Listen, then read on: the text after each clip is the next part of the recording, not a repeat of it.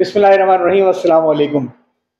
ज़िक्र किताब के सिलसिले में आज मैं यहाँ पे खड़ा हूँ किताबों के एक बहुत बड़े आशिक जनाब फ़ारूक अहमद साहब के।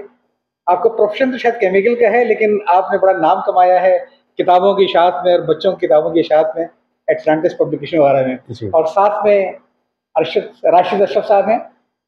मैं इनका मशहूर हूँ कि जिन्होंने तारुफ़ करवाया और मुझे ये जगह देखने का मौका मिला आपके तौफ़ील।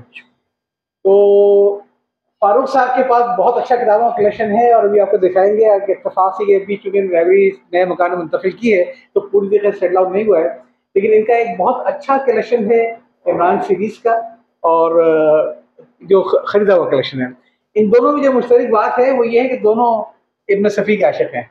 आपकी शायद 2 किताबें आई हैं इमरान इब्न सफ़ी के ऊपर, जो शख्सियत और फ़न पे हैं और ख़ायवाना कह लीजिए। आपने शायद 6 किताबें शाये की हैं, लेकिन किताबें आपने बहुत सारी उनके इब्न सफ़ी कलेक्शन। तो मैं चाहूँगा पहले आप ज़रा इब्न सफ़ी के कलेक्शन का बताइए कि आपके पास कब से हैं वो किताबें और कितनी पुरानी किताबें और हैं? उसमें तस्नीम साहब जो किताबें हैं, वो उनमें जो कैटेगरीज़ हैं कराची एडिशन और इलाहाबाद हाँ, वो एडिशन, ये भी फ़ारूक साहब बताएँगे हमें। ये पहले बताएँगे और जी। फिर बच्चों का जिसके लिए मैं बतौर शाख़ आया हूँ, बतौर ख़ास आया हूँ अदबी अतफ़ाल के बारे में। तो ज़रा थोड़ा-सा ये बताइए आपके पास कितने पुराने इब्न सफ़ी के नॉवेल हैं और कैसे लिए आपने ये, ठेले से लिया है? देखिए, मैं अगर शुरू करूँ तो मेरी वालिदा ने मुझे इब्न सफ़ी के नॉवेल ला के दिए थे जब मैं 7वीं जमात में था। अच्छा। उस ज़माने में ये तसव्वुर हरगिज़ नहीं था कि बच्चों को इब्न सफ़ी की किताबें पढ़ाई जाएँ। आम जी। तौर पे दास्तान अमीर हमज़ा, तिल्सिम मशरूबा, जी, जी, इश्तियाक़ जी, अहमद जी, जी, साहब जी। या और दूसरी किताबें ए हमीद की मौत का ताक़ुब, कभी इससे ज़्यादा चलती थी। इश्तियाक़ अहमद तो शायद मेरे ख़्याल है ज़रा इश्तियाक़ बाद आ में चुके थे। आ चुके इश्तियाक़ थे। अहमद 1973 में आ चुके थे अच्छा, अच्छा, और अच्छा। किताबें उनकी उस ज़माने में शेख़ ग़ुलाम अली इंसान से छप रही थी और कुछ 40-50 किताबें छप भी चुकी थी और जी। नामवर हो चुके थे, वो नाम कमा लिया था उन्होंने। अच्छा, ये तो मेरी वालिदा ने मुझे किताब जो ला के दी थी, उस मुझे 2-3 किताबें याद हैं, गीतों के धमाके, जी। हौलनाक वीराने और स्याह-पोश लुटेरा। जी। ये 3 किताबें मेरे पास सबसे पहले अम्मी ने ला के दी थी। मैंने पढ़ा नहीं उस वक़्त, क्योंकि उस वक़्त मैं छोटा था और इनका मेयार किताबों का ज़रा बुलंद था मेरे ज़हनी इस्तेदाद के हवाले से। तो मैंने इसको बाद में पढ़ा, मैट्रिक के बाद मैंने उसको आके पढ़ा और उसके बाद फिर इसकी चाट ऐसी लगी कि फिर ये किताबें जहाँ से मिलती थी, उस ज़माने में यक-रंग एडिशन मिला करते थे, जो इस शेल्फ़ में लगे हुए हैं आपके बाएँ तरफ। जी। अच्छा, फिर ये हुआ कि हमने ये किया कि जो किताबों से शग़फ़ था और वो रहा, तो उसमें हर मुसन्निफ़ के बारे में हमारा ये था कि पहले एडिशन किताब के हमारे पास होने चाहिए। अच्छा। तो ख़ैर ये बात बहुत बाद में आया कि जब अपनी आमदनी खुद पैदा हो गई और सब खुद कमाने लगे, उस वक़्त ये वक़्त आया कि किताबें फिर जमा करनी शुरू की, क्योंकि बहुत महँगा शौक़ था। ओरिजिनल एडिशन बड़े महँगे मिलते थे। फिर कराची शहर के थोड़ी-सी कथा कलामी जी, जी। होती है कि आपने बताया कि आपको किताबों का शौक़ आपको अपनी वालिदा से आया, जी, जी। जिन्होंने आपको इब्न सफ़ी के नॉवेल उस वक़्त पढ़ने को दिए जब तक आप उसको डाइजेस्ट नहीं करते थे। जी। और मेरे ख़्याल है राशिद आप साथ भी यही रहा है कि आपको किताबों का जो शौक़ है, वो अपनी वालिदा ही से जी आया है हाँ, जी और हाँ। जी हाँ, वालिदा से और खाला मरहूमा जी, जी। और इन दोनों तो ये जो शख्सियात। हमारे यहाँ जो जी। वालिदा का जो इदारा है और मुझे याद है कि आपकी वालिदा ने तो ग़ालिबन कोई जो तर्जुमा किया है जिम जी, कॉर्बेट का, जिम किस एज में कॉर्बेट। किया है? जी, अब वो उस वक़्त 72 साल की उनकी 72 उम्र साल की उम्र थी। जी हाँ, में जी। तो ये सिर्फ़ एक कथा कलामी होगी, लेकिन जी। बताना चाह रहा था कि ये शौक़ जो है खुद ब खुद नहीं होता, जी। बल्कि घरों से आता है और माँओं से आता है। जी, जी, आप बिल्कुल, कुछ ये फरमा दुरुस्त रहे देखिए, थे। उसमें 2-3 चीज़ें होती हैं। ये जिस तरह बात निकली है तो मैं इसे कर दूँ कि इसमें वालिद का भी हमारा किरदार इस तरह से था कि हमारे यहाँ बड़ी ओपन डिबेट हुआ करती थी हर मौज़ू के ऊपर। जी। हमारे यहाँ हर किस्म की किताब पढ़ी जानी थी, किसी किस्म की किताब को पाबंदी नहीं लगाई जाती, सिवाय जी। वॉलेंस वगैरह जिन किताबों में नज़र आता था अब्बा को, तो वो उसपे वो एक कहते थे, लेकिन ये कि एक ओपन डिबेट का माहौल था। तो हमारी वालिदा भी उसी माहौल मना में थीं। करते थे? नहीं, किताब पढ़ने से कभी नहीं मना किया, अच्छा। कभी नहीं मना किया किताब पढ़ने से। बस वो ये था कि मुझे याद है, एक वो किताब थी, वो खून की होली के नाम से एक तर्जुमा था किताब का। शाहिदा। जी हाँ, वो टेल्स ऑफ टू सिटीज़ जी, जी, चार्ल्स जी। डिकेंस का तर्जुमा था। उसके सरवरक के ऊपर एक तस्वीर थी, इसपे एक आदमी घोड़ा लेके किसी दूसरे का सर पे तलवार चढ़ा। अब्बा ने वो देखी, बड़े नाराज़ हुए, किताब ले हाँ। गए कि भाई इस किस्म की किताबें। फिर रात को पढ़ी, सुबह कहने लगे, यार गलत हो गया, ये बहुत अच्छी किताब है, इसको ले लो। अच्छा। सरवरक अपनी जगह है, लेकिन किताब बहुत अच्छी है। ग़ालिबन क्योंकि बेगम शाहिदा। शाहिदा बेगम। मुताले से तो रोशन ख़याली आती है, जी, तअम्मुल बिल्कुल। नहीं, आता वो है। हमारे यहाँ तो वो शुरू से अब्बा का कलेक्शन अपना बहुत बहुत अच्छा था बुक्स का, वो इसमें शामिल भी है। बहुत सी किताबें अब्बा की हमारी। तो बहरहाल ये तो उस वक़्त हुआ। अच्छा, फिर बाद में जब ये जमा करनी शुरू की, तो फिर बहुत से लोग सामने आए इसमें। जैसे अभी हम बात कर रहे थे जब बैठे हुए यहाँ पे, तो कराची में गुलशन इक़बाल पे जो बैतुल मुकर्रमा मस्जिद के सामने जो बहुत सारे वो किताब जी, जी, जी, फ़रोख्त जी। बैठे हैं, वहाँ से कलेक्शन, वहाँ एक कोई सिद्दीक़ साहब हुआ करते थे, उनसे हमको आधा सेट मिल गया किताबों का। बाद में उन्होंने कहा, जी एक कार्टन और रखा हुआ है, जो कि बाद में मालूम हुआ कि वो एक कार्टन किसी और जरिए उस वक्त हमारी मुलाकात नहीं हुई थी, वो इन तक पहुंच गया था। तो वो इत्तेफाक ऐसा था कि आधा हिस्सा इन तक पहुंचा, फिर आधा हिस्सा मुझ तक पहुंचा। तो ये लीगल उठाते रहे और आप वहाँ दूसरे अखबार उठाते रहे। तो बस फिर वो जमा करते रहे, फिर वो लोगों से कह दिया, फिर अखबार में इश्तहार दिया। हिंदुस्तानी एडिशन भी है? मेरे पास हिंदुस्तानी एडिशन भी हैं और पाकिस्तानी एडिशन तो मिल ही जाते थे, लेकिन हिंदुस्तानी एडिशन नायाब होते थे। क्या आपके पास वो भी है जो बिल्कुल पहली इनका नॉवल शायद हुआ? जी, वो भी एक उसका भी किस्सा है। वो ये कि जब हमें किताबें दस्तयाब नहीं हो रही थी, बहुत सी किताबें ऐसी थी जो नहीं मिलती थी, तो फिर हमने एक जंग में इश्तहार दिया। ये 2012 या 13 की बात है, ऐसे ही है, 12-13। और उस वक्त फिर हमने इश्तहार दिया कि भाई जिसके पास इब्न सफ़ी की ओरिजिनल एडिशन है वो रब्ता करें हमसे। अच्छा। तो ये एक अजीब आइडिया था, जिसने सुना कभी तुम पुरानी किताबें खरीदने के लिए 12,000 रुपए का इश्तहार उस वक्त के अखबार में, अच्छा बड़ा हमने इश्तहार दिया था कि नजरों में आए लोगों की। फैमिली के पास नहीं थी किताबें? फैमिली के पास हैं, लेकिन वो उनका जाती वो सेल कलेक्शन है, तो हाँ जी हाँ। लेकिन उनके पास भी ये दलील मुजरिम और ये किताबें जो हमने सारी नहीं है, लेकिन नहीं थी उनके पास। अच्छा, तो आपने इश्तिहार दिया 12? वो इश्तिहार दिया, उसमें फिर 3-4 लोगों ने हमसे रब्ता किया। एक बुजुर्गवार मिले हमको जो गोलीमार के बड़े अंदरूनी गलियों में रहा करते थे, कमर नाम था, कमर हसनैन साहब, बड़े अच्छे नस्तालिक आदमी थे। उनके पास फिर पहुंचे हम जाके तलाश करते हुए, वहाँ उनसे पूरा सेट हमने खरीदा, जो उन्होंने दाम बताए हमने वो खामोशी से उनसे बगैर किसी खजाने तो खराबों में मिला करते हैं। तो आप सही जगह पहुंच गए थे। तो वहाँ से मोल भाव किया आपने हमसे? नहीं, बिल्कुल। अच्छा। मोल भाव का तो कोई मोल भाव नहीं, उन्होंने जो कहा मैंने दे। देखिए, एक तो उन्होंने कलेक्शन रखा हुआ है, फिर मैं समझ सकता हूँ कि किताबों का कलेक्शन कितना दिल से करीब होता है, और एक आदमी जब किताब अपनी फरोख्त कर रहा है तो वो किस दिल से फरोख्त करता है। उसने तो अपना सब कुछ दे दिया ना। अब उस सब कुछ के आगे आपके पैसे की कोई वक़्त नहीं है। तो इस तरह से ऐसे भी बहुत से लोग हैं जो मैंने देखा है रीगली काफी मोल भाव करते हैं कि तो इतने रुपए किलो मिलती है, तो इतने 100 की दे रहा है। जी हाँ, ये तो हमने 8-9 साल में वहाँ जाता रहा, बेशुमार उस पे किताब भी है। कितने सेट आप पास पड़े हैं? मेरे पास कराची एडिशन के तो कुछ 5 या 6 सेट होंगे, और बिल भरा नहीं पहला एडिशन लेने के बाद? नहीं, मैं अब भी मुझे क्या मिलता था मैं नहीं उसको बख्शता, मैं ले लेता हूँ। शौक का कोई बोल नहीं है मुझे मिले। हाँ, पहला एडिशन होना चाहिए। कराची एडिशन तो मिल जाते हैं, वो और ज्यादा है, लेकिन जो इंडियन एडिशन है वो मेरे ख्याल है 2 या 3 सेट होंगे। कराची के 5-6 सेट है इस तरह। और फिर बाद में यकरंगे एडिशन छपे, उनका एक अलग रखा हुआ है, वो भी मुकम्मल सेट है। फिर उसके बाद 3-4 वॉल्यूम्स में जो अब छप रहे हैं आजकल, वो भी रख लिए। लेकिन खुद इशात आपने सिर्फ 6 नॉवल की? जी, 6 नॉवल। हालांकि मेरे ख्याल फैमिली की तरफ से कोई कॉपीराइट का मसला तो नहीं है? अदीब ऑनलाइन पे उन्हें सारी रखवा दी जो चाहे पढ़ ले इसको, ऐसा नहीं है क्या? जी, अदीब ऑनलाइन का फोरम या उनका जो सेटअप है वो एक कदर वो मुख्तलिफ है, और वो अभी मुश्किल भी है हमारे यहाँ। हाँ, लेकिन बहुत अच्छी बात है, हौसला अफजाई होनी चाहिए। ये उन्होंने बाज़ाब्ता इजाज़त लेके उनके अहले खाना से, अहमद सफ़ी साहब से, उसको ऑनलाइन बुक किया है। लेकिन कॉपीराइट के ज़ुमरे में बहरहाल ये चीज़ें, उनके जो नॉवेल्स हैं वो आते हैं, तो हमने तो बाकायदा उनसे बाज़ाब्ता इजाज़त लेके ज़िंदा किताबें का सेंचुरी नंबर, और जब डबल सेंचुरी हो रही थी, करीब थी, तो 3 सेंचुरी नंबर और 3 डबल सेंचुरी नंबर के लिए 6 की इजाज़त लेके एक जिल्द में, चूँकि सीरीज़ में नॉवल थे तीनों, ये हमने शाये किया था एटलांटिस ने। खजाना तो बहुत तवील है, लेकिन जिसके लिए मैं आया हूँ वो अदब अतफाल, तो क्या नाम जरा बच्चों के मेरा ख्याल है कि माफ़ कीजिएगा, 1-2 टाइटल्स इलाहाबाद के अगर दिखा दिए जाएं तो फारूक साहब, हाँ, तो ये बड़ी एक याद ताज़ा हो जाती है।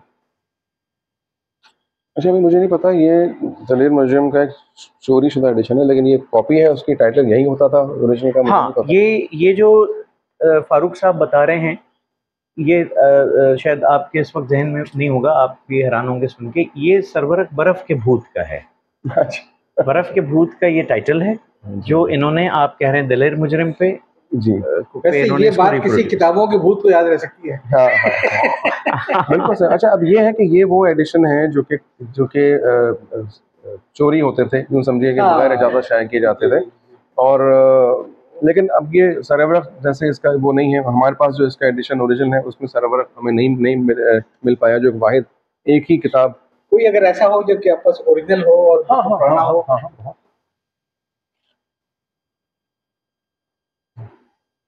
ये भी ओरिजिनल है वाले? ये ओरिजिनल है। ये ओरिजिनल, ये जरा दिखाइएगा। ये भी ओरिजिनल? हाँ, ये भी ओरिजिनल है। ये भी ओरिजिनल है? नहीं, ये नहीं है ओरिजिनल। ये कराची एडिशन ओरिजिनल है।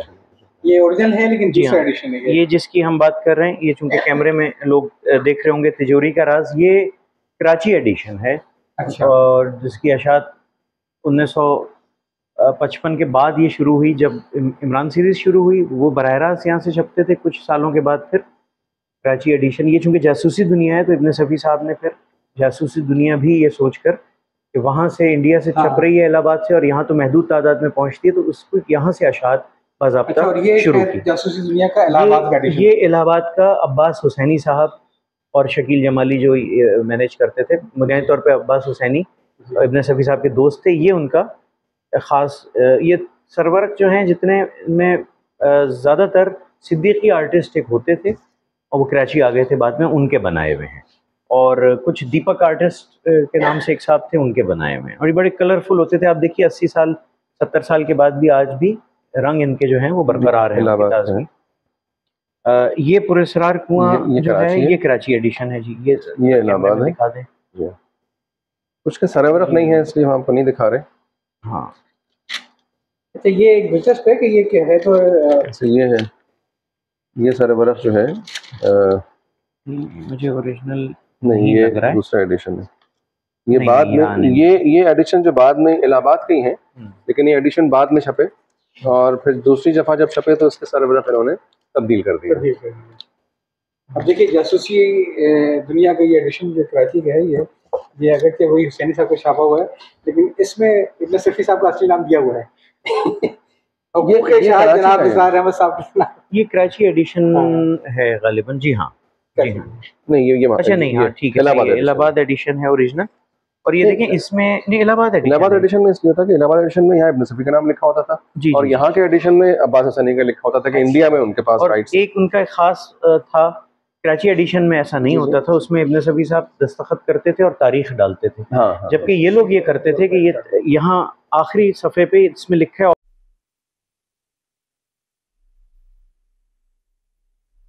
अच्छा, लेकिन आपका तालीम तरबियत तो बड़ा अच्छा है जी। तालीम तरबियत के बारे में होता है। ये देखिए, तालीम तरबियत पे करेक्शन मेरे पास 1948 49 के शुमारे भी हैं। कुछ स्कैन में 49 के इस वक्त यहाँ गालिबन जो सबसे पुराना होगा वो 53 का होगा, जहाँ तक मुझे लगता है। कुछ हमने स्कैन पे भी दिए हुए थे जी। और ये ये 1953 का शुमारा है। अच्छा, मैं इसलिए नहीं पढ़ सका कि मैं 54 पैदा हुआ था। ये टाइटल जो है अगर आप दिखाएं कैमरे की तरफ तो बड़ा खूबसूरत।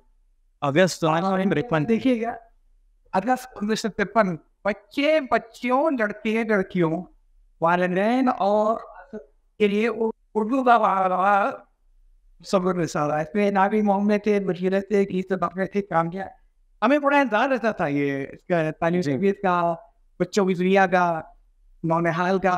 तालीम तरबियत का आगाज़ जो है ये हम पंजाब लाइब्रेरी में 2 साल पहले गया था, तो वहाँ मैंने जाके वो जब देखा तो मुझे वहाँ पे 1927 का तुम्हारा मिला।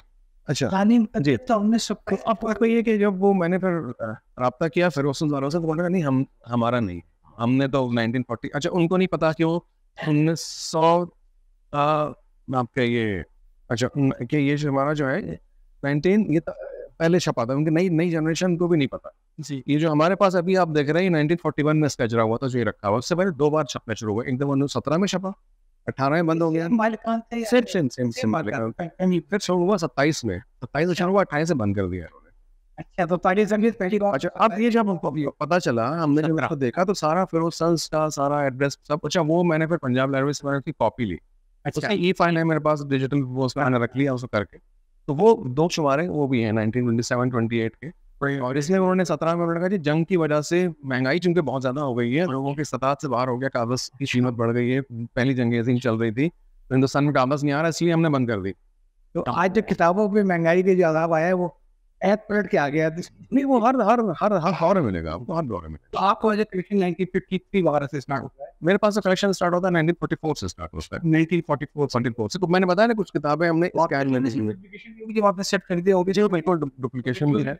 नहीं, कुछ ऐसे 30 सारे शुमारे ऐसे हैं पुराने जो हमारे पास डबल है। 50s के काफ़ी सारे हमारे पास है, 57 का पूरा कलेक्शन है, 60s के सारे में अगर के बीच को आप पारोडी कर देखें तो बड़े गरीबों के बीच में जी सब सारे नजर आता है। सिर्फ यही नहीं, तालीम तरबियत के अलावा उस जमाने में कुछ साले थे, वो एक खिलौना हिंदुस्तान से आता था, उसके मेरे पास बहुत पुराने शुमारे हैं। और वो तो बहुत बड़ा सेट, इससे भी ज़्यादा है उसमें। फिर एक भाईजान के नाम से एक रोजनामा जंग वाले निकालते थे, वो ज़्यादा अरसा नहीं चला, वो 6-7 साल वो चला। वो जमील और रहमान उनके भाई थे, इस शकील साहब के। आप मेरी गुफ्तगू हुई कि आखिर ये कहाँ गए सारे रिसाले? वो सियालकोट से बहुत अच्छा रिसाला था, बहुत रिसाले तो बहुत बहुत देखे ना, इसमें मेरे ख्याल तकरीबन कुछ नहीं तो 30-40 आपको रिसाले अलग अलग मिलेंगे। आप देखें, बच्चों की दुनिया, बच्चों का बाग, इनकी तो उन्होंने आज बात के हैं। ये भी तालीमी तरबियत है, ये जो पहले बड़े साइज में आ रहा था, छोटा साइज में कोई इस लाइब्रेरी में कोई रिसर्च करने एप्पल करने के लिए गया है दिखाई? नहीं, अभी तक तो नहीं। और ये फिर आपको आप ये जो बच्चों की दुनिया, और ये रिसाले भी एक ज़माने में बड़ा चला करते थे, हम बड़े शौक से इसको पढ़ते थे। मुन्ने मियाँ की ये लेकिन थोड़ा सा एडवांस है, कलर दिखी इतनी अच्छी आ गया। देखिए ये हाँ, नहीं बिल्कुल वो है, ये तो है। असल में मकबूल अहमद दहलवी करते थे, और ये इनका ताल्लुक था हिंदुस्तान का, जो वो आपका था ना खिलौना वाले जो थे, ये उनसे इनका ताल्लुक था। बच्चों का किताब पर कुछ खिलौना वाले जो थे, लेकिन ये और साहब का भी हैदराबाद दक्कन से हैदराबाद दक्कन बहुत इस रिसर्च से बात सुना है। हैदराबाद दक्कन में उस जमाने में देखिए इतना ट्रेंड नहीं था, और जहाँ तक मेरे इल्म में है, मेरे पास कोई ऐसा रिसाला है नहीं हैदराबाद दक्कन से शाया हुआ हो। जी, लेकिन किताबें तो बहुत शायद हुई। जामे उस्मानिया तो यार वो इल्मी अदबी काम तो उनका बहुत ही शानदार है जी। बच्चों के अदब पे शायद उनकी इतनी ज़्यादा तवज्जो नहीं। तो आज थोड़ा सा आगे भी देखते हैं, जब भी तो गुस्सू करनी है बैठते। इश्तियाक अहमद का पूरा कलेक्शन है, इनके भी पहले एडिशंस मौजूद हैं। इश्तियाक अहमद साहब का तो आपका कलेक्शन भी अच्छा है और आपने छापी भी काफ़ी है। इश्तियाक साहब से मेरी बहुत एक घरेलू फैमिली रिलेशनशिप थी उनसे, बहुत पुरानी। 1977 से, जब मैं 7वीं जमात में था, जब से उनसे ताल्लुक़ रहा। और वो कराची आते थे तो मुझे ऑनर मिलता था कि वो मेरे यहाँ क़याम करते थे। अच्छा, जब मैं जाता था तो मैं उनके घर पे ठहरा करता था। तो ये सिलसिला 80s में चलता रहा। और फिर हुआ ये कि बड़ी तवातुर से, बड़ी बाकायदगी से किताबें उनकी शाया होती थी। हर महीने उनके 2 से 4 नावल, क्या तालीम तरबियत और नौनिहाल छपते होंगे जिस बाकायदगी से हर महीने की 20 मार्च को यकम अप्रैल का शुमारा आ जाया करता था जी। अच्छा, फिर ये हुआ कि वक्त के साथ साथ इशाअत कम होती चली गई। उसकी और बहुत सी वजूहतें 2001 में फिर आके उन्होंने 2000 के आखिर में उन्होंने सिलसिला तक, उनका भी अब मेरे बस में नहीं है, लागत भी नहीं पूरी होती, किताबें रखी रहती हैं, फरोख्त नहीं हो पाती, बच्चों ने पढ़ना छोड़ दिया है। मेरा उनसे बहुत पुराना ताल्लुक था, मैंने उनसे रिक्वेस्ट की, तो 6-8 महीने मैंने इंतजार किया कि भाई अब शायद दोबारा शुरू कर दें। मैंने फिर उनसे कहा कि मैं कोशिश करूँ। तो एक जाहिर साहब को पता है, वो कई जगह मैंने उसका वो कहा भी है कि वो मुझसे कहने लगे तुम तो पब्लिशर नहीं हो, तुम तो दूसरा बिजनेस करते हो, केमिकल्स बेचते हो। मैंने कहा बेचता हूँ, बेचना आना चाहिए। जब वो बेचता हूँ तो मैं ये आपसे बात है कि किताबों की दुनिया में वो लोग ज़्यादा आगे बढ़े जिनका यूँ अदरवाइज प्रोफेशन कुछ और था। वो एक हमारे राशिद साहब भी हैं, आपके साहब भी हैं, बहुत से लोग ऐसे जुटे। और इसके अलावा जो इदारे हैं, जो इदारों ने काम किया है, और इदारों का काम फिक्शन की इशात नहीं था जी। वो किताबें प्रिंटिंग प्रेस थे उनके अपनी जगह थे, लेकिन फिक्शन में जिन इदारों ने काम किया, फिरोज सन्स, इरफान अमली एंड सन्स, और आज भी आप देखें तो ऑक्सफोर्ड, ये आगे हैं। क्या साहब का नाम दिया सीमान ने ब्रांड कैसे तैयार करके। और इस दौर में भी जो आपने देखे ये दोनों लाइब्रेरियन, अगर लड़के आते हैं, जब बच्चे आते हैं तो वो इश्तियाक साहब के नॉवेल नाम लेकर मांगती हैं जी, क्योंकि ये हैरत से कहते हैं इससे बाद अभी ना वो उनका अपना एक नाम है, एक ब्रांड है।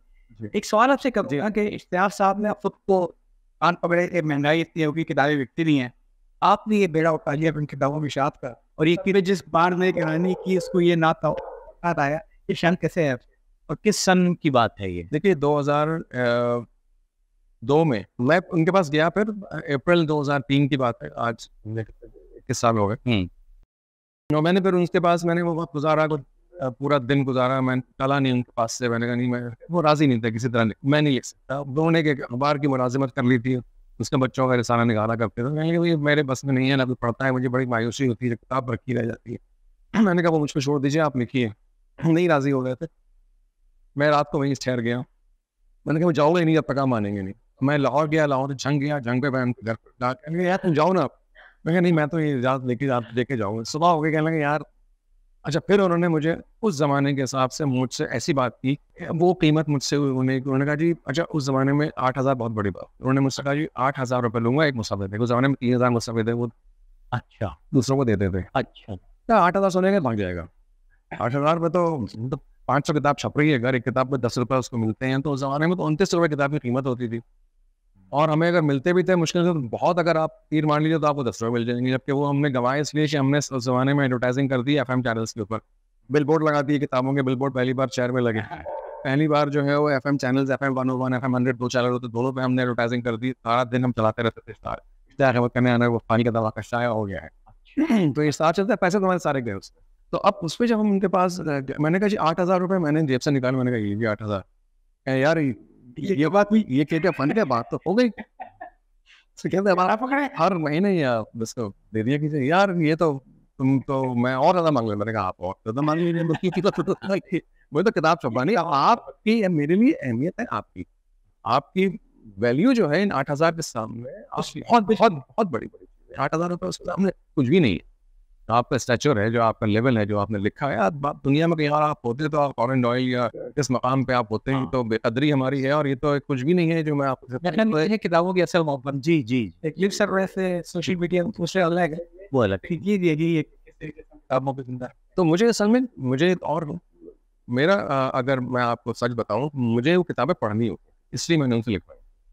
मुझे उस वक्त इसका बेचने का शौक नहीं था। मैंने कहा यार ये सिलसिला खत्म हो गया, नई बात फरजाना जो है ना, ये मुझे नहीं मिल रहा। बिल्कुल नई बात आई है कि मुसव्विर के पैसे इसलिए दिए कि कोई और पढ़े ना पढ़े, मैं तो पढ़ लूं। बुनियादी वजह यही, क्योंकि मैं अपने दिल में ही जानता था कि ये नहीं चलेगा। अच्छा, अगर थोड़ी सी कथा कलामी होगी, शिकारियात की पहला वॉल्यूम मुरतब करते वक्त भी यही बात मेरे जहन में थी कि ये छप जाए, ये मेरे सिरहाने में रखी रहे, जब दिल किया। ये कहानियाँ हैं और ये मैं उसको बचपन से पढ़ता आया हूँ, और कोई ना पढ़े मैं पढ़ूँ। लेकिन उसके बिल्कुल बरक्स हुआ है। एक हैरत अंगेज बात सामने आई कि कहाँ बहुत बड़ा ब्रांड 10 वॉल्यूम्स आ चुके हैं, उसके बेशुमार वो किताबें आपको पसंद, मार्केट एक्सप्लोर कर, वो एक तरह से उसको रिवाइव किया। जो मेरा तजुर्बा हुआ उस किताब का, वो ऐसी खवातीन उन्होंने शिकारियात की। आपको पता है आपकी सबसे बड़ी जो रीडरशिप है खवातीन में।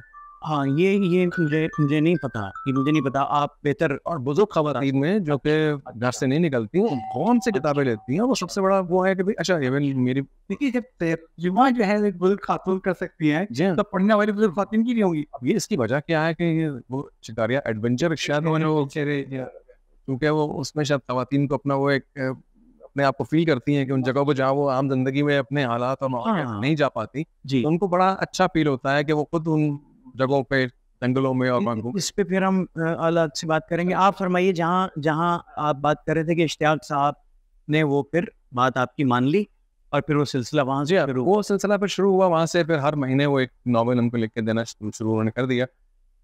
हमने एडवर्टाइजिंग की, बहुत पैसा उस पर लगाया। दरमियान में कुछ लोग ऐसे घुस गए जो जब उन्होंने देखा, इश्तियाक साहब को यही हो गया था कि लोगों ने एक तरह से मैं वो लफ्ज़ राइट ऑफ कर दिया।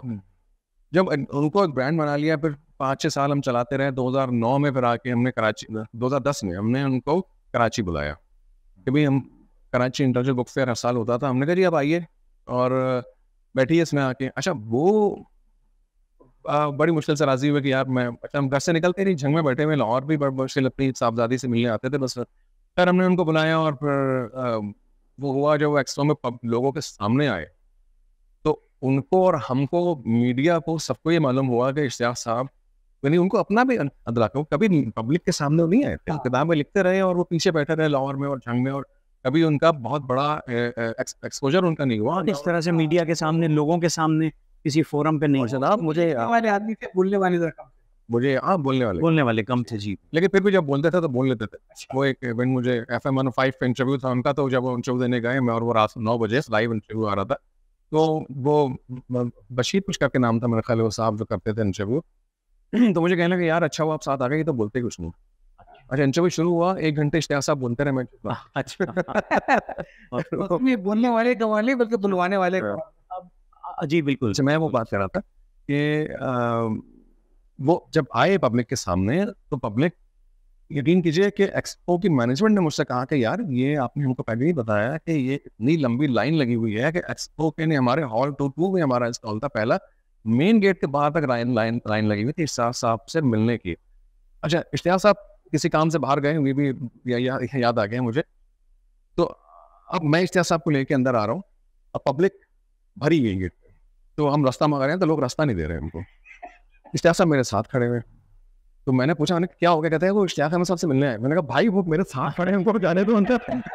और ये मंजर आपका 2010 में, चूंकि उस दिन शायद मैं नहीं था उस वक्त आप नहीं थे, लेकिन 2015 में मैं था, आपने देखा पूरे 5 दिन कि क्या आलम था कि वो लाइनें लगी हुई ऑटोग्राफ देने वालों की। और मुझे याद है कि जब वो पहला उज़मा अल करीम से जियो में हुआ करती थी प्रेजेंटर, आजकल वो तुर्किया जो है चली गई, वो गवाह है इस बात की कि वो लाइन में खड़ी हुई थी सिर्फ इश्तियाक साहब से 2 मिनट बात करने के लिए, जियो का कैमरा को लेके कि जी मुझे 2 मिनट। मैंने कहा अभी तो मुमकिन नहीं है, आप देखिए इस वक्त तो मुमकिन ही नहीं है कि इस वक्त, कल सुबह आइए, कल सुबह फिर वो 10 बजे अगले दिन आई, वो इंटरव्यू यूट्यूब पे मौजूद है, इश्तियाक साहब का इंटरव्यू उन्होंने किया, वो सारी बातें उन्होंने कहा, मैं हैरान हो गई देख के कितने इतने सारे लोग हैं मौजूद यहाँ पे। तो ये तो फारूक साहब ने बड़ी दिलचस्प बात कही कि इश्तियाक साहब को हॉल में घुसने का रास्ता इसलिए नहीं मिला था कि इश्तियाक साहब के मिलने वाले शायकीन थे, उन्होंने रास्ता बंद किया हुआ था।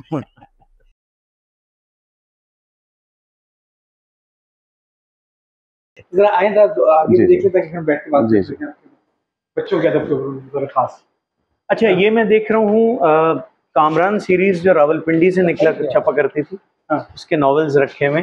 अच्छा, ये तराजिम थे और बड़ी बाकायदगी से छपते थे और यहाँ कराची में भी नजर आते थे। इनके साहबजादे से रब्ता हुआ हमारा, उन्हें अपने वालिद के बारे में सारा उन्होंने बताया। अच्छा, बिल्कुल अनपढ़ थे, जिनमें सस्ता किताबें नहीं है।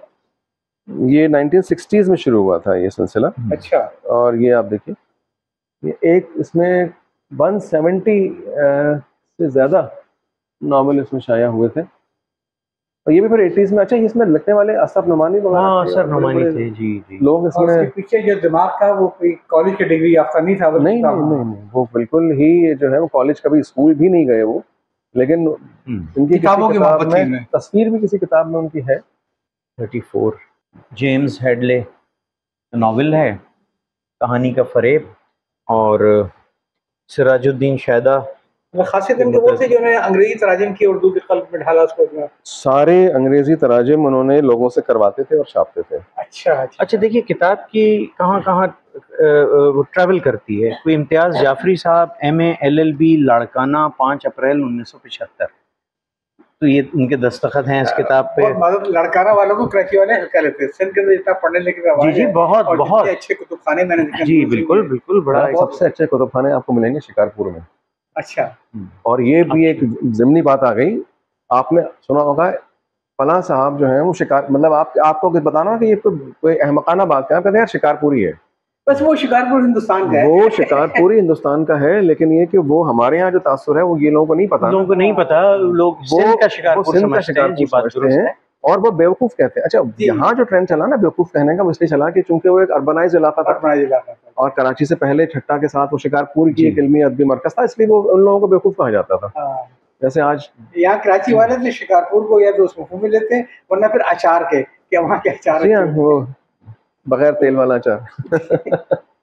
तो वाल ये भी एक बहुत बड़ा काम हुआ कि देखिए ये अंग्रेजी तराजिम से लोगों में टेस्ट डेवलप हुआ, और बहुत से लोग ऐसे होंगे कि जो फिर दोबारा रिवर्ट करके। इनकी खास बात ये थी कि इनका बाकायदगी बहुत अच्छी थी और मुसलसल किताबें आती थी। इसके अलावा एक नॉवेल सीरीज थी जो इससे 15 साल पहले शुरू हुई थी, उसमें राइटर्स हाईगेट के और उस ज़माने के राइटर्स, उस ज़माने के लोग जो हैं वो तर्जुमे किया करते थे। अब ये जैसे ये एक किताब मैं दिखा रहा हूँ, ये इसका उर्दू तर्जुमा इन्होंने बिल्कुल ऐसे कैसे फिल्मों के पोस्टर होते हैं, वहशी हसीना, ये राइटर्स हाईगेट का एक नॉवेल है। नाम तो बड़ा चटपटा है, पढ़नी पड़ेगी। और इसके जो मुतरजम है ये मेरे वालिद साहब के हम नाम है सिद्दीक अहमद।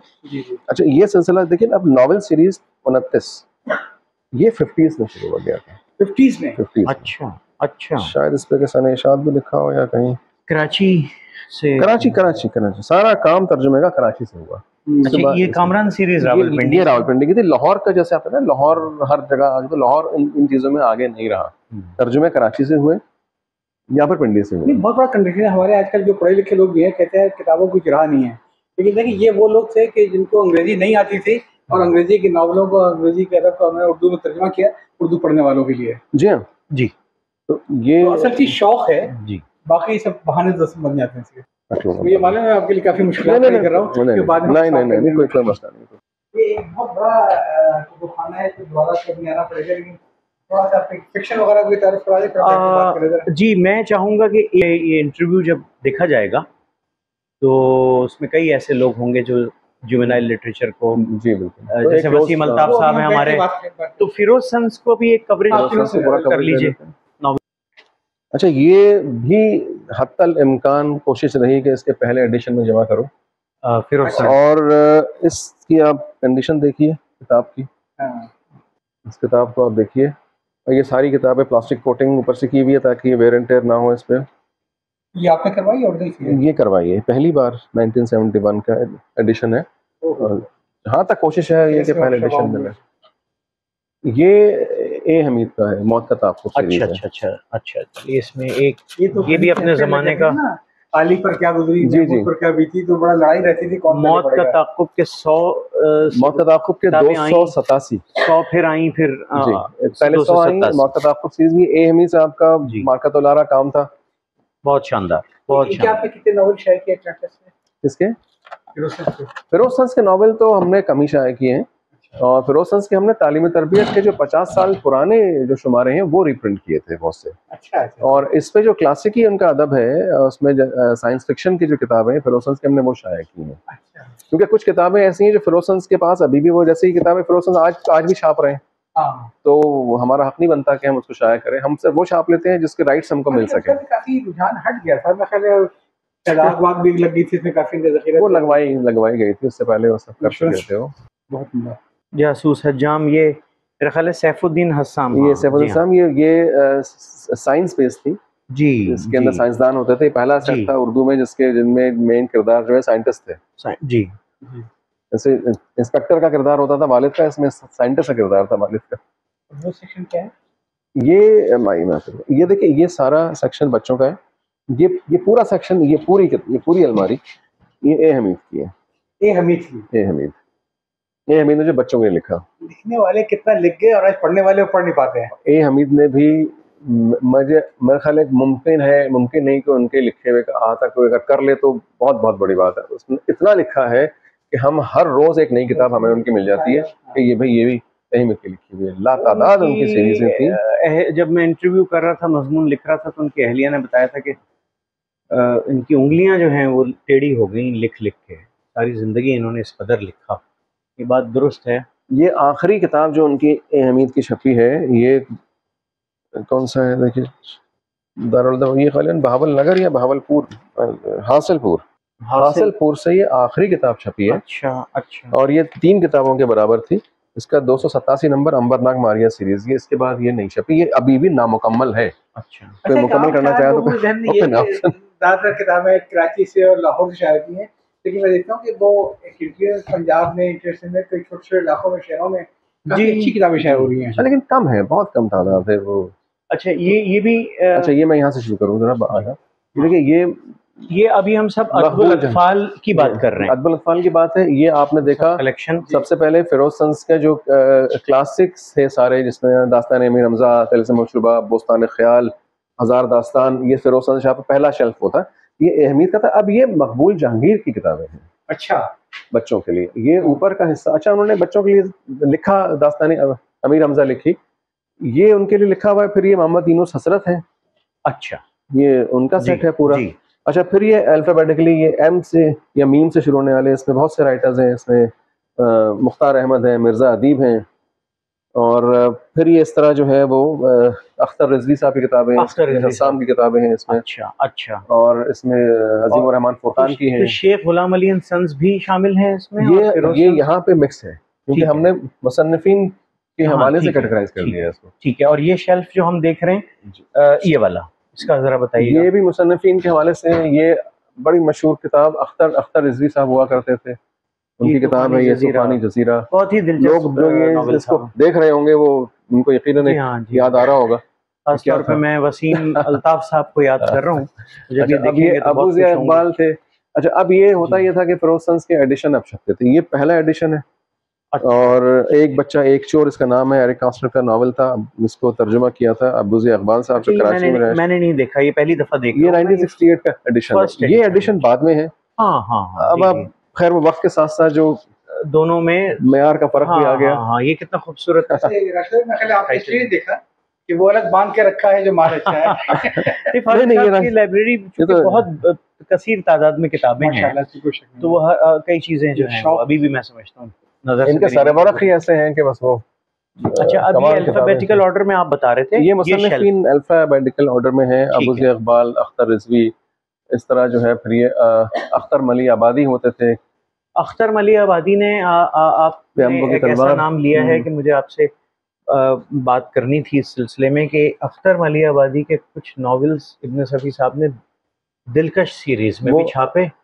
अब अख्तर मली आबादी साहब हमने बड़ी कोशिश की खोज लगाने की, लेकिन इनकी तफसील ज़्यादा मुझे नहीं मिल सकी कि ये क्या फिर हुआ, कहाँ तारीख़ वफ़ात वगैरह, ये सारी चीज़ें नहीं मिल सकी। वफ़ियात में भी जिक्र नहीं है, वफ़ियात में भी जिक्र नहीं है, सब मैंने देखा है।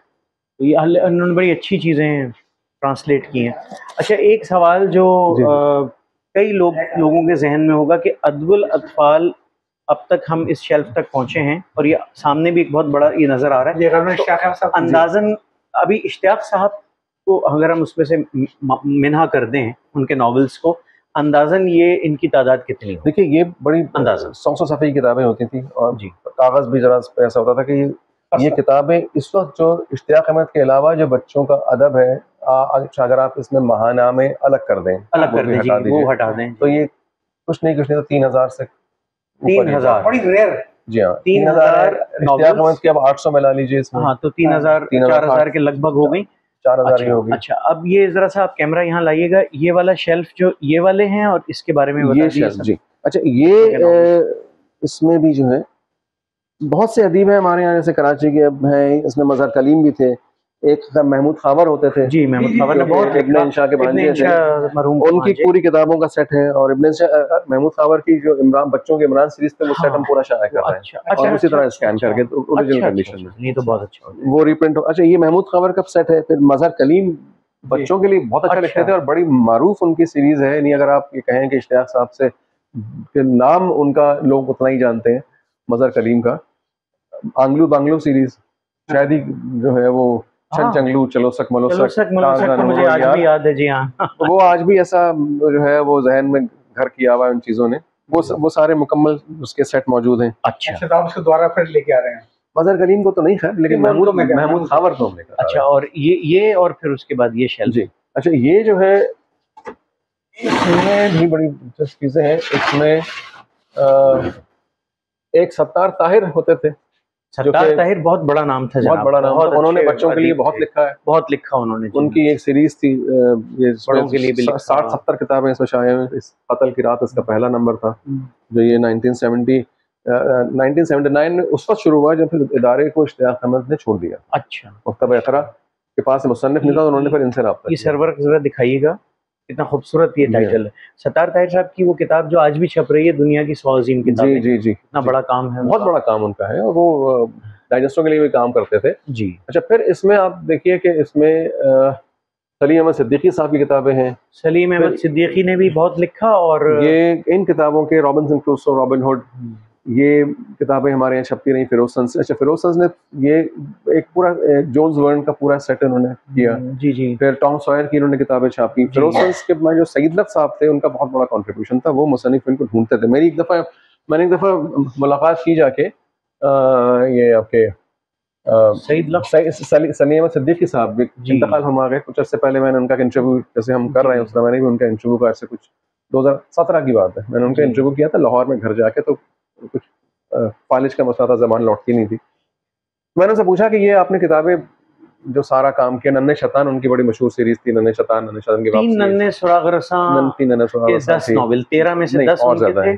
तकरीबन 17 नावल थे। हाँ, 10-11 उनके होंगे, बाकी मकबूल जहांगीर के थे। जी 3 मकबूल जहांगीर, 10 इनके, तो 13 थे उसके कुल। जो उसके बाद और भी छपे अच्छा भाई, आप दोनों को बात करता देख के मैं बड़ा एहसास कमजोरी का शिकार हो गया कि मैं सोचा था मैंने बच्चों के सबको पढ़ा, लेकिन यहाँ आके मैं कुछ भी नहीं पढ़ा। तो 3 नन्हे सुराग रसां जो है वो आप कह रहे हो मैक्सिमम जो लिखा उनके हैं, ये सलीम अहमद सिद्दीकी साहब ने ज़्यादा लिखा। इसके अलावा एक वो सीरीज जो Amazon adventure, jungle adventure, whale adventure, lion adventure, ये सीरीज थी। मैं मुसन्निफ का नाम मेरे सहन से निकल रहा है। वो पूरी सीरीज उसका उन्होंने तर्जुमा किया। एक इश्तियाक अहमद ने किया, 2 मकबूल जहांगीर ने किया, बाकी। अच्छा, मैंने इनसे पूछा कि भाई ये आपने सारा काम किया तो ये शुरू कैसे किया? तो उनका एक जवाब था सईद लख्त। मैंने कहा सईद लख्त से कहते हैं वो लिखवाता था मुझसे बस। अच्छा, मैंने कहा अच्छा, और छोड़ क्यों दिया? कहने लगे सईद लख्त। क्या मतलब? उन्होंने बंद करवा दिया, कहते मर गया। हाँ, ओह अच्छा। सईद लख्त साहब का जिक्र इश्तियाक साहब ने बहुत सही। सईद लख्त इन सब के पायनियर थे और उस्ताद थे, समझ लीजिए। 41 से वापस थे, फिर उस 41 से 2012 में इंतकाल के बाद उन्होंने छोड़ा। इश्तियाक साहब ने शायद कहीं लिखा था कि जो पहला मसऊद लेके गए तो उनका ही पहला सईद लख्त उठाइए, और वो कहने को रख के बैठ गए पास। 6 महीने रखा रहा, 15 दिन तक क्या वो उनको बुलाया करते थे। अभी 15 दिन बाद देखूंगा कि आखिर में जब वो गए तो गैल शाह से गए। मैंने कहा मैंने जाके उनसे इससे पहले बात शुरू करते, मैंने कहा कि ये आपका मसला रखा हुआ है, मैंने पढ़ा नहीं है, 15 दिन बाद आऊँ। क्या कि बाहर निकल गया। पढ़ लिया तो फिर वो उन्होंने कहा कि अच्छा भाई, अगली बार उन्होंने जैसे देखा था भाई आपका मसौदा ने पढ़ लिया है, वो कंपोजिंग में दे दिया गया है किताबत पे, और ये छप रहा है। अच्छा फारूक भाई, ये बताइएगा, ये शेल्फ जो है ये भी इश्तियाक अहमद साहब का है। ये इसको आप यूं समझिए कि ये जुनून जिसे आप कहते हैं कि एक एक चीज के 4-4, 5-5 हिस्से, यानी जो किताबों की कॉपियां थी वो है मौजूद है। सही, ठीक है। इसको ये भी इश्तियाक अहमद पर है। हम इसको बैठ के इसको कट कर दें। ठीक है, ठीक है।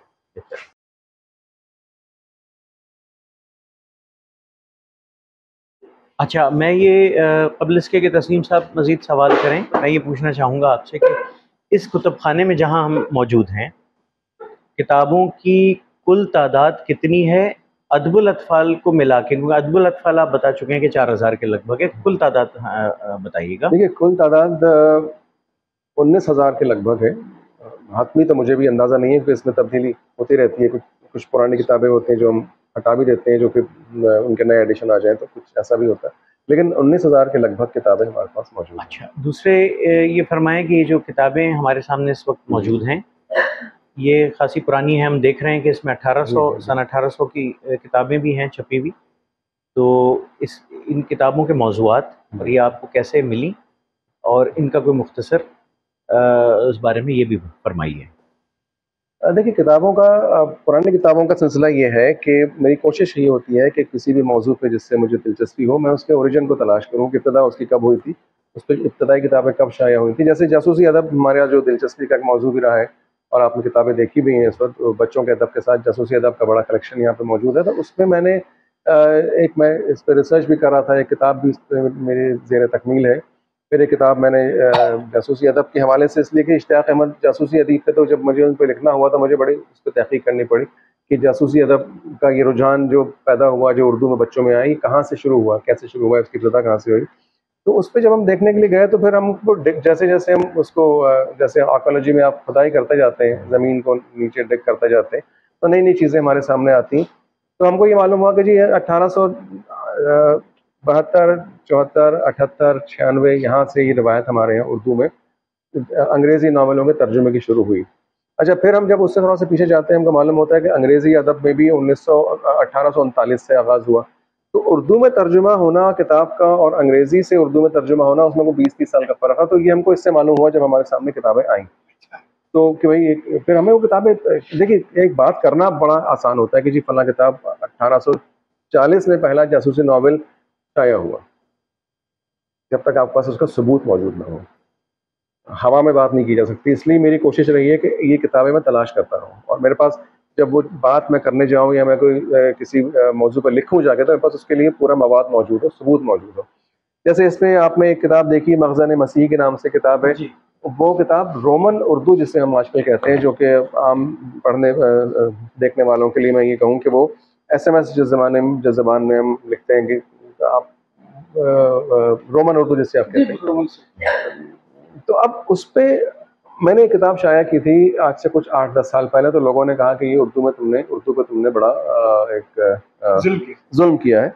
इश्तियाक अहमद का नावल था जो कि बहुत चला, और वो चला काफ़ी बाहर दूसरे ममालिक में वो किताब बहुत चली। जो बच्चे हमारे पास आते थे जो उर्दू स्क्रिप्ट नहीं पढ़ सकते, हमारी कोशिश ये थी कि उर्दू का जो सरमाया है वो बच्चों तक मुंतकिल हो जाए, लेकिन चूँकि बच्चों को उर्दू नहीं आती तो वो नहीं मुंतकिल हो, तो हम अपनी ज़िद में अना में रह जाएंगे जी हम ये नहीं करें इसको। मकसद क्या है? देखिए, ज़बान तो मीडियम है ना, पैगाम पहुँचाना है कि लिखा क्या गया है, पर आदमी वो जब उसको दिलचस्पी होगी खुद ही उर्दू पढ़ेगा, क्योंकि तिलस्म मशरूबा वो नहीं पढ़ सकता जब तक कि उसको उर्दू ना आए।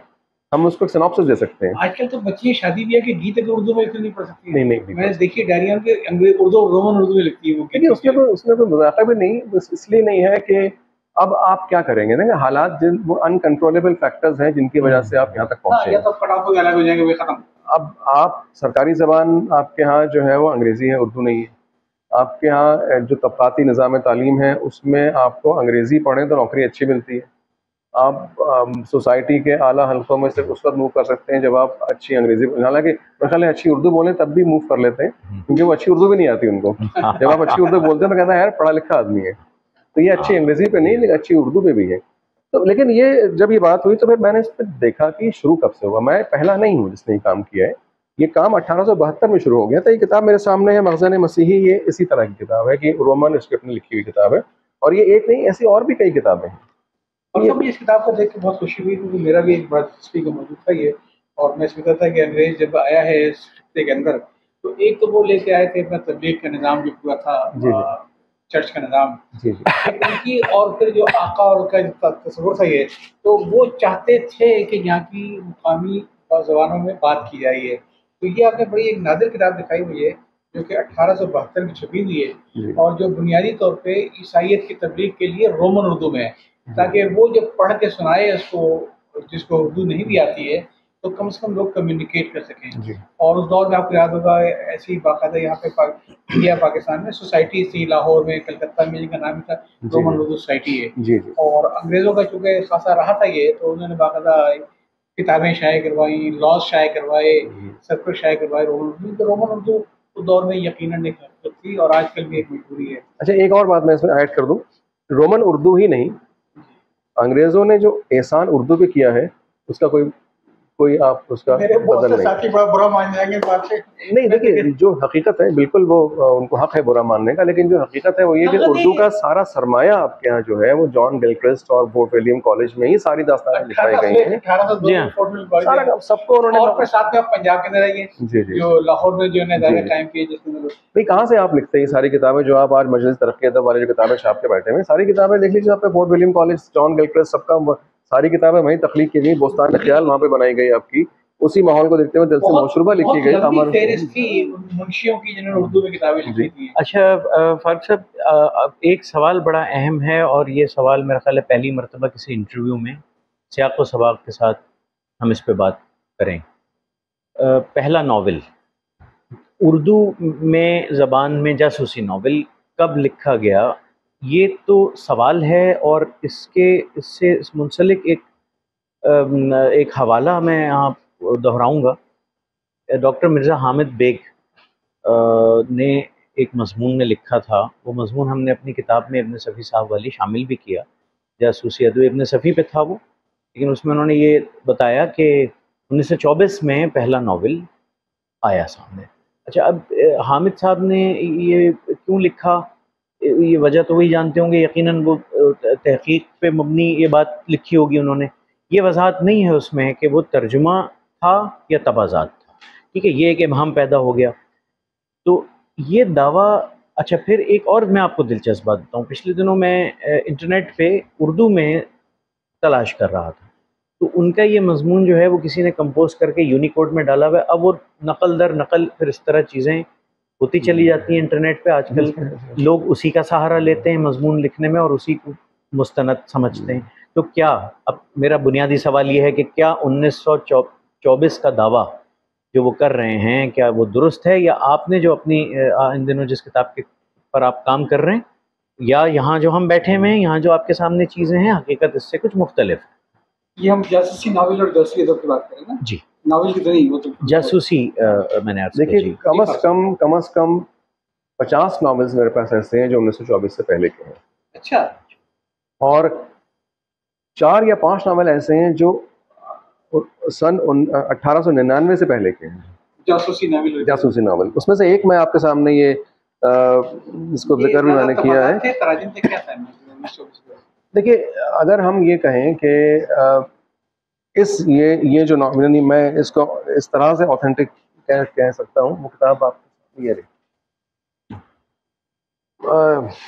ये जो हुआ करते थे एक हमारे मुंशी अहमद हुसैन खान साहब, जिनका बड़ा रोल था, कई किताबें अच्छा इनकी बात ये थी कि ये अपनी हर किताब पे लिख देते थे, तर्जुमा है तो किरदार तब्दील नहीं करते थे, सही, अंग्रेजी नाम है तो अंग्रेजी नाम रखते थे, उर्दू नाम है तो फिर उसका जिक्र करते थे कि भाई ये तर्जुमा किया गया है, नीचे बाकायदा लिखा होता था कि ये वो किताब है। वो शाहीन चोर मैं देख रहा था अभी हमारे सामने, शायद ये किताब मुंशी अहमद हुसैन खान साहब की है, और इसमें किरदार जो है, और किरदार इसमें मकामी है, अच्छा, माहौल ज़मान और मकान इसमें मकामी है, जबकि दूसरी किताबों में ये मकामी नहीं हुआ करते थे। तो और जहाँ पे इनकी क्रेडिबिलिटी और साख का सवाल है, इन्होंने कभी भी ये नहीं लिखा कि ये किताब जो है तर्जुमा नहीं है, वो हमेशा लिखते थे ये वो वाहिद किताब है जिसपे किरदार भी मकामी है। लाहौर की सेटिंग में किताब है, और ये छपी है, आप देख सकते हैं 1897 में। अच्छा, ठीक है, ठीक है। लेकिन देखिए, फिर हम इसको किस मैं एक बात कैटेगरी में रखेंगे? तबाजात कहलाएगी? ये तबाजात कहलाएगी। तो उर्दू का एक तबाजात जासूसी नॉवेल 1897 की एक मिसाल हमारे सामने आ गई। जी बिल्कुल। लेकिन मैं ये भी कहूँगा, देखिए कभी भी तहकीक के अंदर आप हतमी बात करना चाहिए कि मैंने सब दरियाफ्त कर लिया है, मैं हरफ आखिर हूँ। हरफ आखिर कभी नहीं होता। हम और मजीद नीचे जाएंगे, जब हम रिसर्च करेंगे, तलाश करेंगे, तो हम मुमकिन है पीछे की चीज़ें मिल जाए। तो अब तक की मालूमात के मुताबिक मैं आज की तारीख में मैं कह सकता हूँ कि ये पहला तबाजात नावल आज तक की रिसर्च के या तहकीक के दरियाफ्त। ठीक है। शाहीन चोर मुंशी अहमद हुसैन का 1857 का छपा हुआ, उर्दू का 1897 का छपा हुआ तबाजात पहला जासूसी नॉवेल हम कह सकते हैं, हमारे मकामी पस मंजर में है। लाहौर के आपने फरमाया।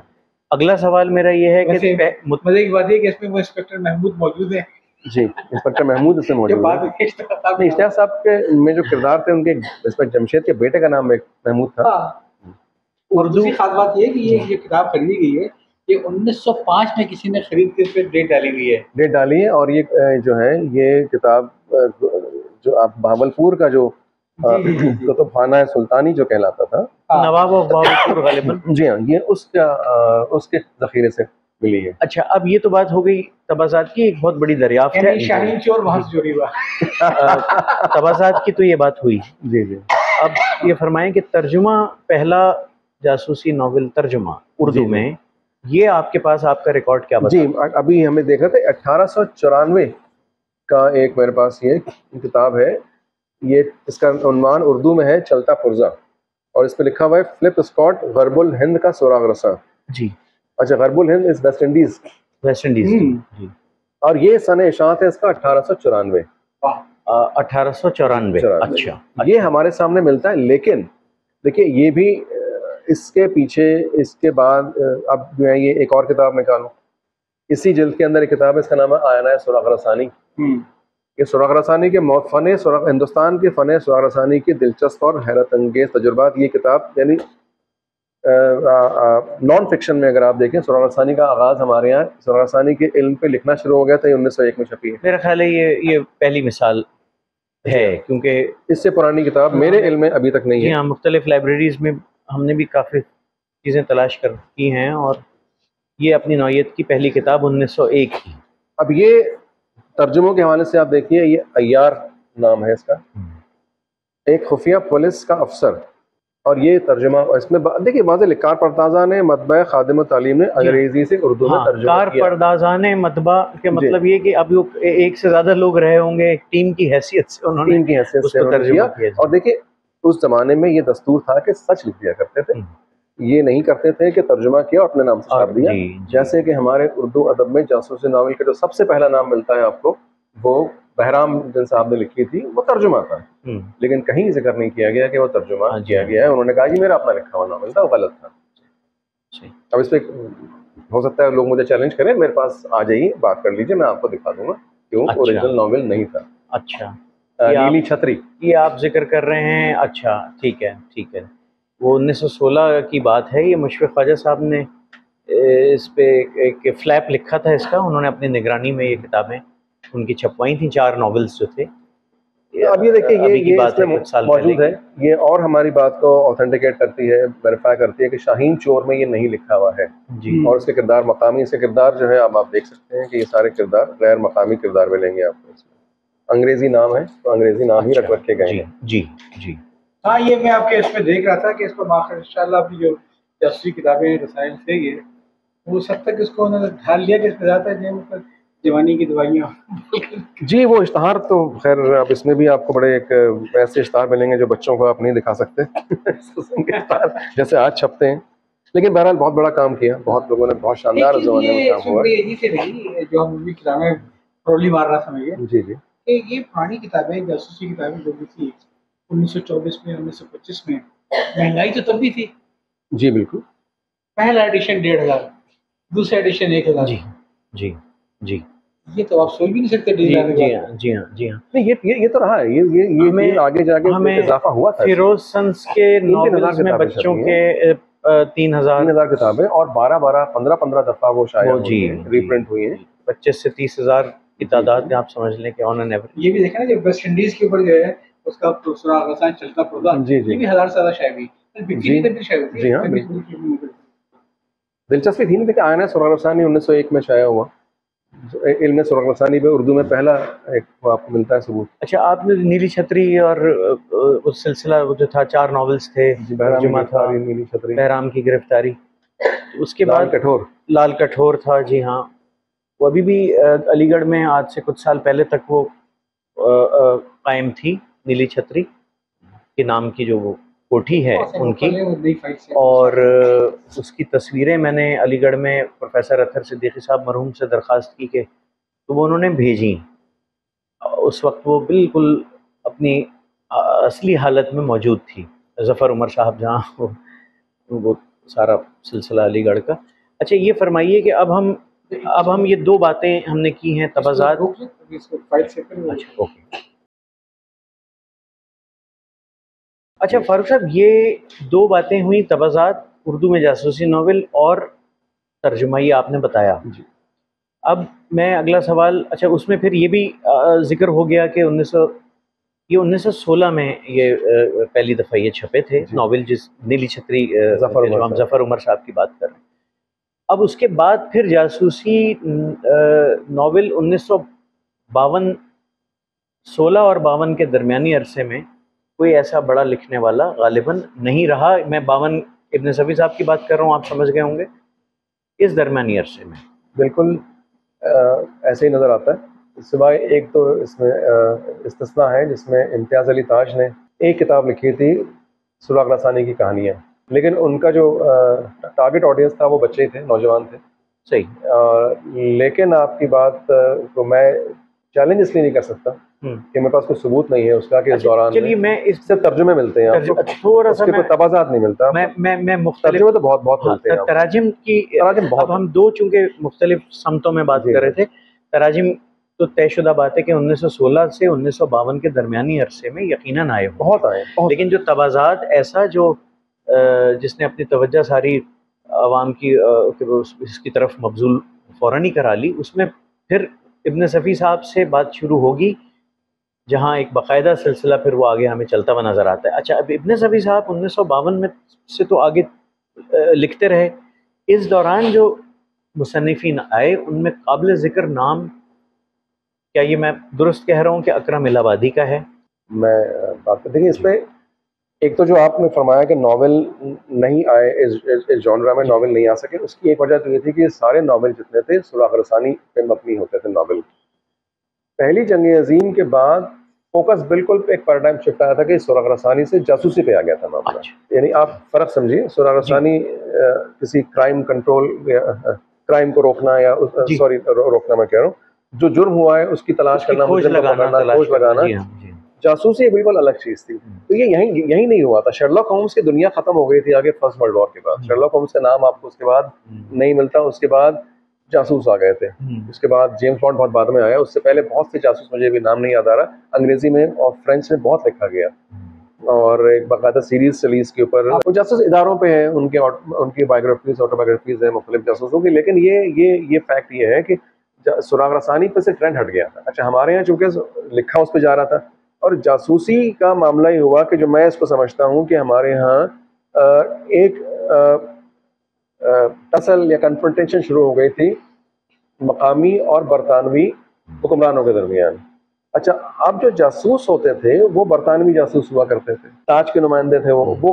अब अगर आप उस माहौल के अंदर ताज के नुमाइंदा जासूसों की या MI6 के जासूसों की आप कारनामा बयान करते थे तो वो टारगेट आप ही होते थे, क्योंकि जो जासूसी आपके खिलाफ कर रहे होते थे। जी, मतलब जासूस को आप डिफाइन कर रहे हैं कि वो लोग जो कि जमाने के नवाबीन और बादशाह जो थे उनकी ऑडियो वीडियो लीक किया करते थे। नहीं खैर इतना तो बड़ी अच्छी आपने बात की। लेकिन ये था कि जासूसी अदब के अंदर लिखा बहुत गया लेकिन तर्जुमा नहीं हुआ, शायद इसलिए कि चूंकि उनके खिलाफ एक तहरीक भी चल रही थी। तहरीकी खिलाफत के बाद और दूसरी तहरीकें चली जो कि बराए नाम तहरीकें थी, लेकिन एक सोच जरूर थी, एंटी बराज सेंटिमेंट एक मौजूद था। तो गालिबन ये वजह हो सकती है, ये सिर्फ एक राय है।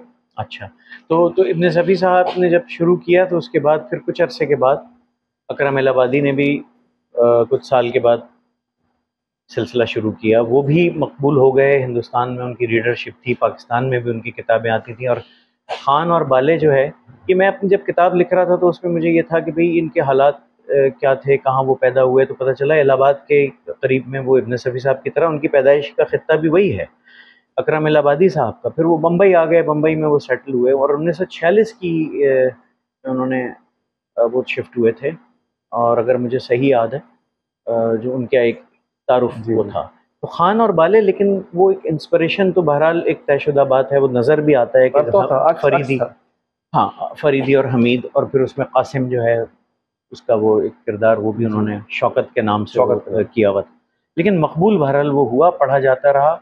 और अभी हमारे मोहम्मद हनीफ साहब ने उसकी सॉफ्ट फाइल्स जो हैं वो एक वेबसाइट बनाई है उनकी, अकरम इलाहाबादी की बेटी से बाकायदा वो इजाज़त लेके और उनको ऑन बोर्ड किया हुआ।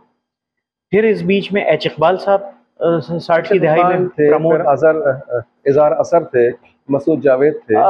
इज़हार असर और मसूद जावेद बड़ा नाम है और इन्होंने बहुत लिखा, लेकिन मकबूलियत के एतबार से मतलब वो रूखा फीका उन पर नक्कादीन जो थे, जितने भी नक्काद, उन्होंने यही लिखा कि भाई आप इसमें कोई चाशनी नहीं थी। जो मकबूलियत जो इब्न सफ़ी साहब के को हासिल हुई वो उसका बुनियादी सबब हम सब जानते हैं कि जी उसमें अदबी चाशनी भी होती थी और एक सबसे बड़ी वाहिद इब्न सफ़ी थे जिनमें अदबी चाशनी थी। सब इसीलिए नाम नहीं कमा सके, आगे नहीं बढ़ सके, वो एक लेवल तक रहे, इब्न सफ़ी के लेवल को पहुंचना। फिर एक वक्त आया जब हमारे सामने मज़हर कलीम, और मज़हर कलीम ने भी वो देखिए आपके वो तो मिनवन वो किरदार उन्होंने इब्न सफ़ी साहब के इस्तेमाल की जी, और नाम भी तब्दील नहीं किया, लेकिन रीडरशिप उनकी भी बहुत थी और मेरा ख्याल है कि 700-800 नावल तो शायद उन्होंने लिख डाले होंगे, मेरा ख्याल है। तो सही तादाद तो फहरिस्त चूँकि हमारे सामने नहीं है उनकी। जी हाँ, माशाल्लाह बहुत अच्छा कलेक्शन। सच्ची बात है कि अक्सर होता है ये कि आदमी सोच के आता है ना तो पहुंचने के बाद थोड़ी सी उसको मायूसी होती है कि वो ये तवक्कुआत थी जहन में वो दी थी। यहाँ आके तो मेरी बहुत ज़्यादा तबीयत खुश हो गई इसको देख के कि आपने जितनी मेहनत से और जितने सालों से लगाए। ये किताबों का शौक पैदा कैसे हुआ आपको, रसालों का शौक पैदा कैसे हुआ? मैंने आपको बिल्कुल इब्तिदा में इसका जिक्र किया था कि मेरी वालदा से जी जी ये शौक़ उन्होंने मुझे किताबें, टार्ज़न की कहानियाँ, अमीर हमज़ा। मुझे तीसरी जमात में पास होने पर मुझे अमीर हमज़ा का पूरा सेट मिला। पहले हम ये फ़िरोज़ सन्स की किताबें ही पढ़ते थे। फ़िरोज़ सन्स का बहुत बड़ा कंट्रीब्यूशन है। मेरे ख्याल पहली किताब हमारे घर में बच्चों की आई फ़िरोज़ सन्स की आई होगी, जो एक 10 कहानियों का सेट एक मिलता था, जिसमें वो हमारी अलिफ लैला की कहानियाँ होती थी, गुलबका वाली, रुस्तम सराब, हातिम ताई, वो मैंने रीप्रिंट की बच्चों के क्लासिक गदर में अब आके, वो नायाब थी। तो वहाँ से शुरू हुआ, वहाँ से शुरू हुआ। जब वैसे आपका माशाल्लाह जो दाल रोटी आप कहीं केमिकल से कमाते हैं? जी बिल्कुल, वहाँ से कमाते हैं और यहाँ लगाते हैं किताबों में, ये सही? ये सही था, एक वक्त बिल्कुल ठीक था और ये शुरू के 7 साल ऐसे ही हुआ। 7 साल एक ऐसा एक मिस्टेक फिगर है जो 7 साल मेरे ख्याल है कोई चीज़ पे एक जम जाए तो शायद वो कामयाब हो जाता है। ये हमने पढ़ा भी है और इसको मैंने खुद अपने तौर में देखा कि 2003 से 2010 तक मैंने सिर्फ डुबोया था, और मामूली नहीं, वो करोड़ों में अमाउंट था जो मैंने डुबोया था किताबों के बिजनेस में। और 2010 के बाद फिर वो खड्डा जो था ना वो भर गया था। शौक था जिससे भागने नहीं गया, पैशन ही था, और देखिए पैशन था, उसके अलावा साथ में आमदनी थी।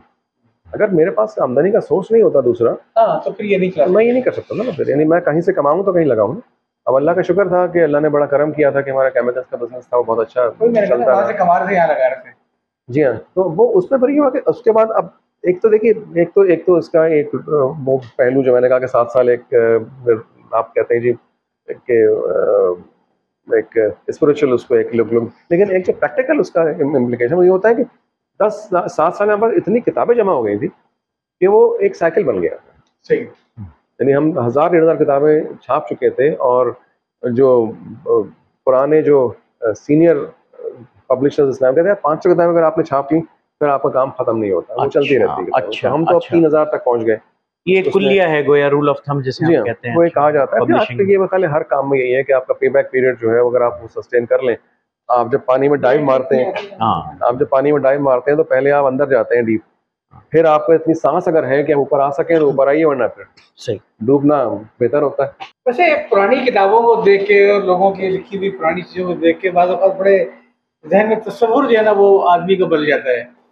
मौलाना माहिर कादिर साहब टापों में सजाया जाता हूँ, आंखों से लगाया जाता हूँ, जी, उन्होंने जो रंगीन नावल लिखे थे और उसके हमारे थे उसके सबाते, तो वो पढ़ के समझ नहीं आता था क्या वही मौलाना माहिर कादिर को। आपके ज़ख़ीरे में मुझे एक किताब नजर आई, इसका नाम है आधी बीवी। जी, एक कुर्बानी बड़ा चक्कर है, और जो साड़ी में मलबूस खातून है उनकी साड़ी का ब्लाउज बहुत लंबा है, और लिखने वाले इश्तियाक अहमद साहब। जरा बताएंगे किताब कहाँ से आई, क्या पसंद है इसका? अच्छा देखिए, मैं इससे पहले ये बयान कर दूं कि ये किताब तो छपी थी रोशन किताब सिलसिले में। इश्तियाक साहब उनके यहाँ मुलाजिमत भी करते थे शेख गुलाम अली इंस्टीट्यूट पे। अच्छा, तो एक रोशन किताब सिलसिला इश्तियाक साहब मैनेज करते थे, तो ये किताब, ये नावल उन्होंने लिखा और ये छप गया। इश्तियाक नावल बहुत अच्छा है, सरवर जो है वो आपको किसी और तरफ ले जाता है, हालांकि अंदर ऐसा कुछ नहीं है। बहुत अच्छा जासूसी नावल है, और यानी इसमें यह है कि वो एक हिंदुस्तानी जासूसा जो है उसको बहुत ही बचपन से यहाँ भेजा जाता है ताकि वो यहाँ पे तालीम हासिल करे और यहाँ पे आए, और फिर यहाँ पे किसी बड़े सरकारी अफसर से जिसके वो सीढ़ी बना के मुख्तलिफ दस्तावेज़ात तक अप्रोच कर सके, वो करे। वो एक पूरा एक प्लान ऑफ एक्शन पूरा इसमें दिखाया कि उस तरह बनाया। उसकी एक शादी हुई है पहले से, असल शादी भी है, और इसके साथ ये रहती है शादी करके, यानी शादी में शादी करके रह रही है। तो इसके उन्वान से था कि वो उसकी आधी बीवी है, वो औलाद नहीं होने देती इतनी, लेकिन प्रेग्नेंट हो जाती है। तो वो जासूस भी है और प्रेग्नेंट भी हो गई है। और साथ में ये मैंने नावल यकीन कीजिए सिर्फ 5 साल पहले पढ़ा है। अच्छा, उससे पहले से क्योंकि नहीं, ये टाइटल, ये नावल राशिद साहब को पता है, ये नायाब था। ये नावल छपा, रीप्रिंट नहीं हुआ, पता नहीं क्यों। इश्तियाक साहब ने मुझे खुद ही बताया कि जब नावल छपा तो मैं इसको घर लेके नहीं गया अपने घर में, क्योंकि सरवर ऐसा था 1977 के हिसाब से ये बहुत बोल्ड था, वो घर में उन्होंने नहीं दिखाया। ये नावल रीप्रिंट भी नहीं किया शेख गुलाम अली इंस्टीट्यूट ने। हमने बहुत तलाश किया, कहाँ हमने इसको, आपको याद होगा उस्मान काजी साहब से हमने पूछा, फिर वो कई लोगों से पूछा, कहीं से नहीं मिला। अब मेरे पास इसकी 2 कॉपियाँ हैं जो बड़े ढूंढ ढांड के कहीं से मिल गई हैं, इसलिए मैंने ये इसलिए नहीं पढ़ा कि कोई वजह थी, ये मेरे हाथ लगा ही नहीं था। जब ये मेरे पास घर पे किताब आई थी जब मैं छोटा था, तो ये रोशन किताब सिलसिले में किताबें सब्सक्राइब की हुई थी, वो आया करती थी। ये किताब देखते ही मेरी वालिदा ने किताब जब्त कर ली थी, तो वो पढ़ने का मौका नहीं मिल सका, पता नहीं फिर वो कहाँ गई, कबाड़ी को दे दी होगी। तो फिर जब मुझे मिली 5 साल पहले, मैंने तो रीप्रिंट किया। आपने बहुत प्यारी बात की कि इश्तियाक साहब की किताब को अपने घर लेके नहीं गए जी, तो ये वैल्यूज थी। और राशिद साहब जानते हैं इस बात को कि इब्न सफ़ी ने भी ये बात कही थी कि मैं फौश नहीं लिख सकता, ना मैं कोई बेहुदा बात लिखता हूँ, कि मेरे वालिद पढ़ते हैं मेरा स्क्रिप्ट। जी, जब मैं लिखता हूँ तो वो उस दौरान पढ़ रहे होते हैं वो, ऐसे ही। तो ये तो कदरें थी। अच्छा, लेकिन एक बात मैं और कह दूँ, इश्तियाक साहब का जो एक तासुर एक बन गया, एक मौलवियाना तासुर जो बना है, वो एक अलग एक उसका है।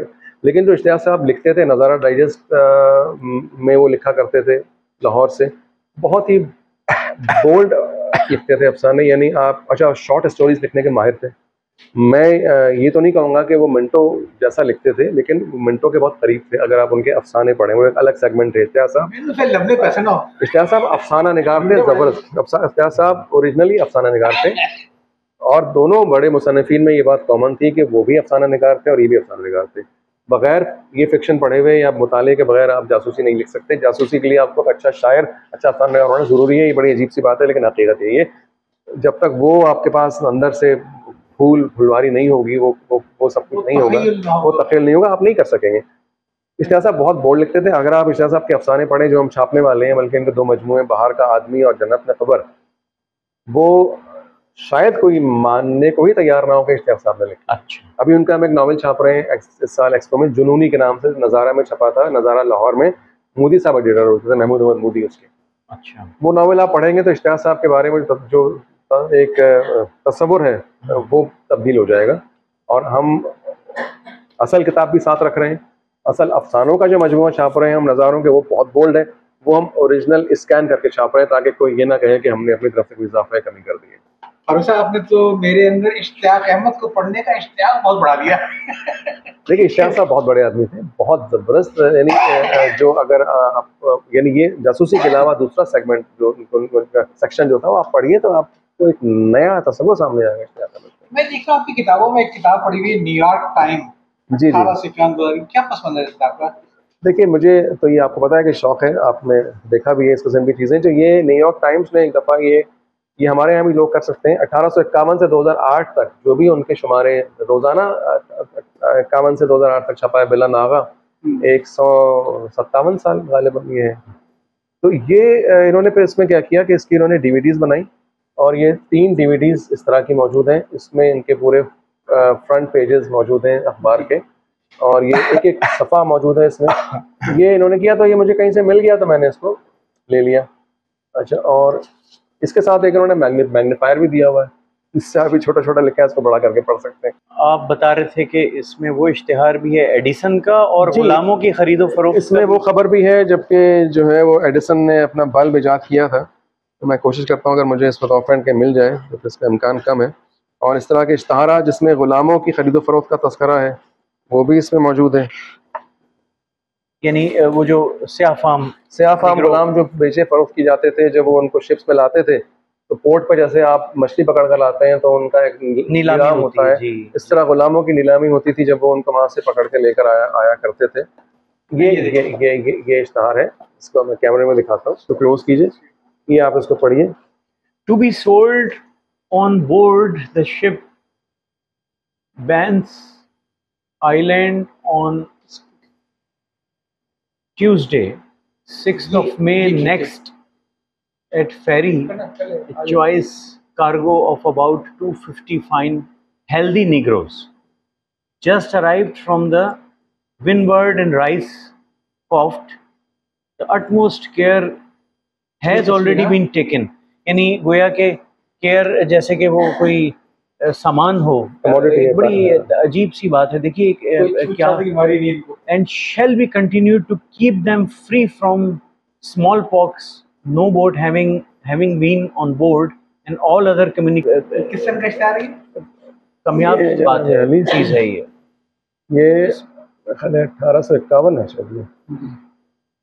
उनकी खसूसियात बताई जा रही हैं इश्तिहार में कि भाई वो हर किस्म की बीमारी से मुबर्रा हैं और वो सेहतमंद हैं, इन्फेक्टेड नहीं हैं। तो ये भी एक दौर था कि जब ये इसी अखबार में इश्तिहार छपा है, यानी उस ज़माने में ये न्यूयॉर्क टाइम्स जो आज भी निकल रहा है। जी, और निकल रहा है।